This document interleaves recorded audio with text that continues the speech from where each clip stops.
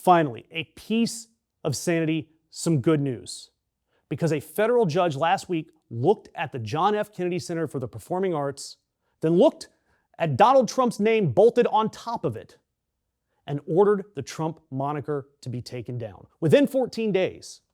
Because it turns out you can't just stroll up to a national memorial for a beloved president and Sharpie your own name above it like you're claiming a casserole dish at a potluck. This judge just blocked all of it, 94 pages in this ruling. And the ruling comes down to one beautifully simple sentence. Congress gave the Kennedy Center its name, and only Congress can change it.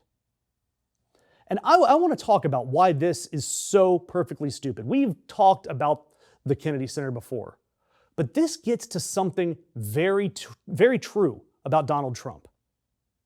Let's first think about why the Kennedy Center is named for John F. Kennedy in the first place. Sure, you may have some things that you don't like about him, but John F. Kennedy stared down the Soviet Union across 13 days in October when the actual end of the world was on the line. And he steered us away from the ledge. This man created the Peace Corps, and he stood in a stadium and told a nation that we choose to go to the moon, and then we went. He pushed the civil rights legislation that couldn't get finished until after a bullet struck him in Dallas. The Kennedy Center is a national memorial to that man. The name of it was earned in his blood and in our history. And then you look at the other guy. This man put his name on stakes, on a fake university that paid out $25 million to the people it scammed, on bottled water, board games, jets, towers, crypto coins, and his own damn Bible. And now he wants his face on a $250 bill and wants top billing over John F. Kennedy. Donald Trump doesn't admire greatness, he marks it. Like a dog at a fire hydrant, he can't walk past anything important without lifting his leg on it.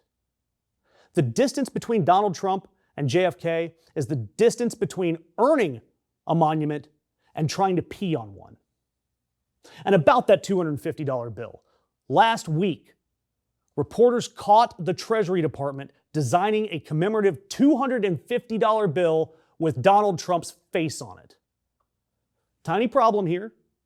Federal law has said for over a century, you can't put a living person on American money. So they trotted Treasury Secretary Scott Bessent out to the briefing room to defend this travesty. And he held up the little mock bill like a kid showing his mom a drawing on the fridge. And by the way, he opened the briefing by asking reporters to please call him doctor because he just got an honorary degree. Oh. But when he was finally pressed by a reporter about this $250 bill, he said, there's nothing untoward about it.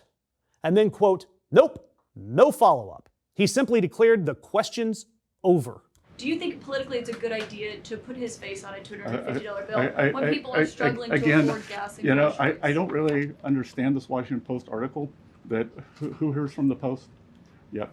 Terribly written, terribly edited. Because basically what it says is that Treasury is following the law and that we've created the bill and that it's up to Congress, but that we follow the bill and it's up to... I didn't really understand what the story was. So, I think it has... I think that it's bifurcated.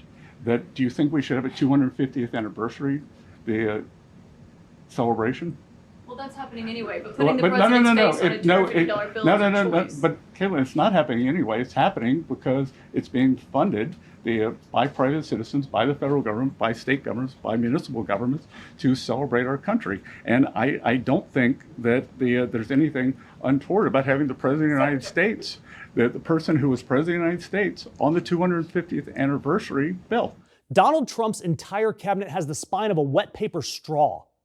These are people who would defend it if Donald Trump tried to put his face on the flag, the moon, your birth certificate, and even your mom's license plate, in that order. Donald Trump has no shame, none. But neither do I, because I'm going to ask you to subscribe so that the algorithm knows that people actually like us. So hit that subscribe button, please.